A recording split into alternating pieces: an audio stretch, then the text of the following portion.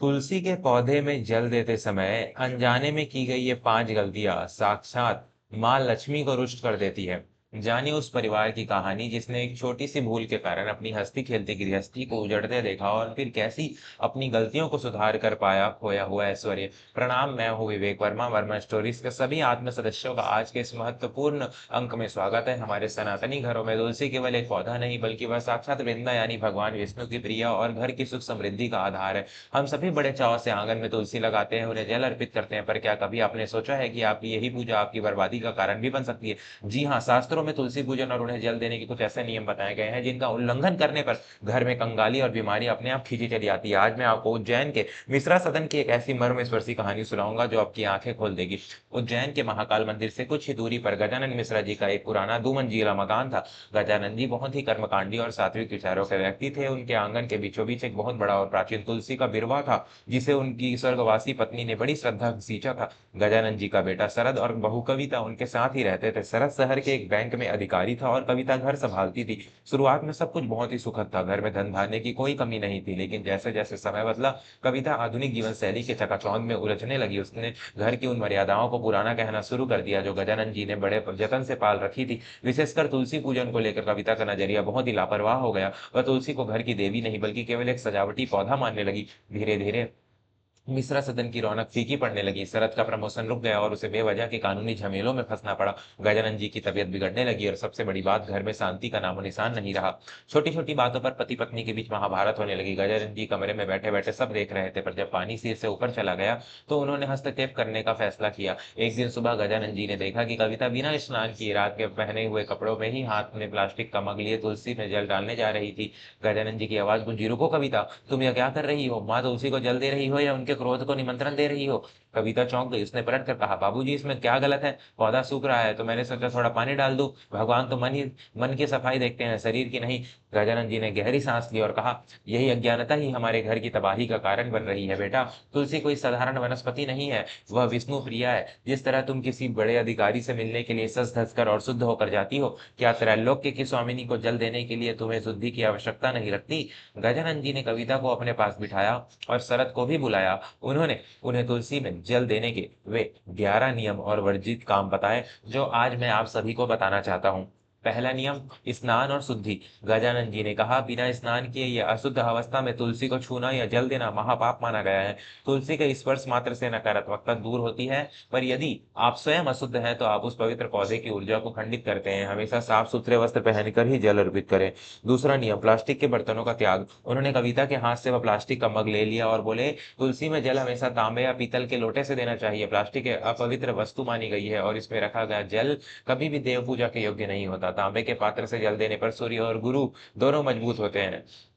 तीसरा नियम, रविवार और एकादशी का निषेध। गजानन जी ने बड़े ही गंभीर स्वर में कहा, सबसे बड़ी भूल जो तुम अक्सर करती हो कविता, वह है रविवार के दिन तुलसी में जल देना। शास्त्रों के अनुसार रविवार और एकादशी के दिन माँ तुलसी भगवान विष्णु के लिए निर्जला व्रत रखती है। यदि उस दिन आप उनमें जल डालते हैं तो आप उनका व्रत खंडित करते हैं, जिससे माँ लक्ष्मी रुष्ट हो जाती है और घर में दरिद्रता आती है। इन दिनों में जल देना तो दूर, उन्हें छूना भी वर्जित है। चौथा नियम, संध्या काल में जल देना। उन्होंने आगे बताया, शाम के समय केवल दीपक जलाना चाहिए। सूर्यास्त के बाद तुलसी में जल देना उसे विष के समान फल देता है। शाम को पौधे आराम करते हैं, उस समय उन्हें छेड़ना या जल देना अशुभ माना गया है। पांचवा नियम, जूते चप्पल पहनकर जल देना। गजानन जी ने देखा कि कई बार कविता चप्पल पहने ही आंगन में जल डाल देती है। उन्होंने चेतावनी दी, तुलसी का स्थान मंदिर के समान पवित्र होता है। जिस तरह तुम जूते पहनकर मंदिर के भीतर नहीं जाती, उसी तरह तुलसी के क्यारे के पास जूते चप्पल पहनकर जाना माँ का अपमान है। हमेशा नंगे पैर और श्रद्धा भाव से ही अर्घ्य दें।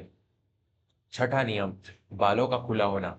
विशेषकर महिलाओं के लिए उन्होंने कहा, शास्त्र कहते हैं कि स्त्रियां जब तुलसी को जल दें तो उनके बाल खुले नहीं होने चाहिए। बालों को बांधकर और सर पर पल्लू या दुपट्टा रखकर ही जल अर्पित करना चाहिए। यह मर्यादा और सम्मान का प्रतीक है।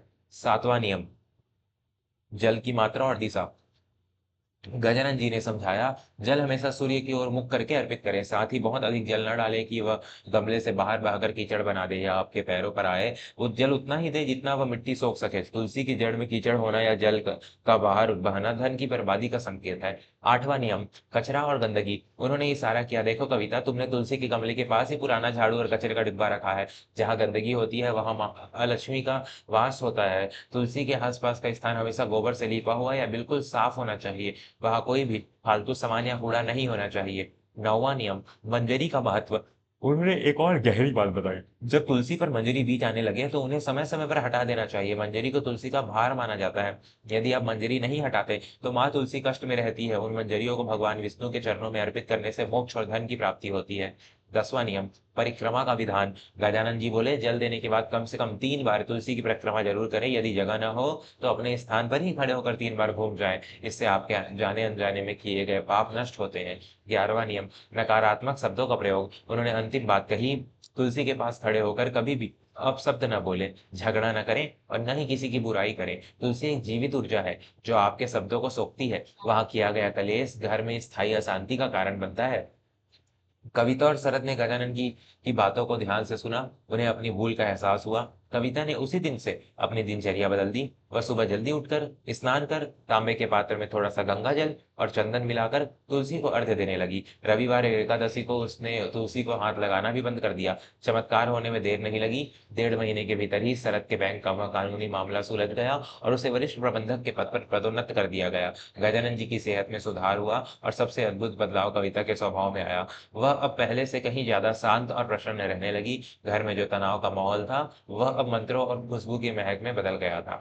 मेरे प्यारे दर्शकों, विवेक वर्मा होने के नाते मैं आपसे यही कहना चाहता हूँ कि तुलसी केवल एक पौधा नहीं, हमारी संस्कृति की आत्मा है। हम विज्ञान की बातों को तो मानते हैं पर अपने शास्त्रों के पीछे छिपे गूढ़ रहस्यों को नजरअंदाज कर देते हैं। तुलसी में जल देने की ये नियम केवल अंधविश्वास नहीं है, बल्कि यह उस दिव्य ऊर्जा के प्रति हमारा सम्मान है जो हमारे घर की रक्षा करती है। यदि आपके घर में भी बिना किसी कारण के झगड़े हो रहे हैं, पैसा टिक नहीं रहा है या बीमारियां पीछा नहीं छोड़ रही हैं, तो एक बार अपने घर की तुलसी की स्थिति जरूर देखें। क्या आप भी इनमें से कोई गलती तो नहीं कर रहे? सुधार आज से ही करें। माँ तुलसी बहुत दयालु हैं। वे एक लोटा शुद्ध जल और आपकी सच्ची श्रद्धा से ही प्रसन्न होकर आपके जीवन को खुशहाल बना सकती है। याद रखिए, नियम से किया गया कर्म ही सिद्धि देता है। अज्ञानता में किया गया पुण्य भी कभी कभी दोष बन जाता है। अपने घर की सुख शांति को बनाए रखने के लिए इन सरल पर प्रभावकारी नियमों को अपने जीवन का हिस्सा बनाएं। आशा है वर्मा स्टोरीज की यह प्रस्तुति आपको पसंद आएगी और आपके घर के आंगन की तुलसी को और अधिक हरा भरा और कल्याणकारी बनाएगी। धन्यवाद।